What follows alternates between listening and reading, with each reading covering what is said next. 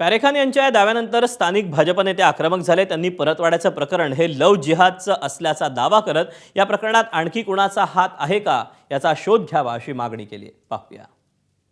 150 पेक्षा जास्त video visual एक मुलांनी आमची मुलींसोबत अत्याचार करून ते महिला कोणाच्या बुरकेवाले नाही, आमची पोरी बुरकेवाल्यांचा एकही व्हिडिओ ते 150 व्हिडिओ मध्ये नाहीये। लव्ह जिहाद हे करतात, हे त्यांना जबरन कमला वाचायला लावतात, हेच त्यांना नमाज करायला लावतात, हेच त्यांना बुरका घालायला लावते। आता लव्ह जिहाद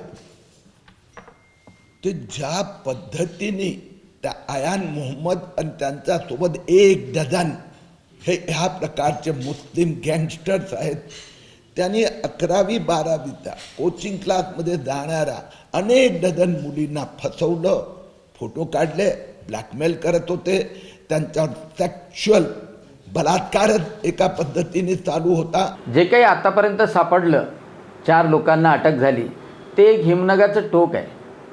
कारण हा पोरगा पहिला नाही आहे, या पोरालाही कोणीतरी करायला शिकवलं आणि या पोराजवळ एवढ्या गाड्या आणि म्हणून ह्या पैशानी हे जे मजा करत होते, तर या अकाउंटमध्ये कुठून पैसा आला हे पाहणंही आवश्यक आहे। एबीपी माझा, उघडा डोळे बघा नीट।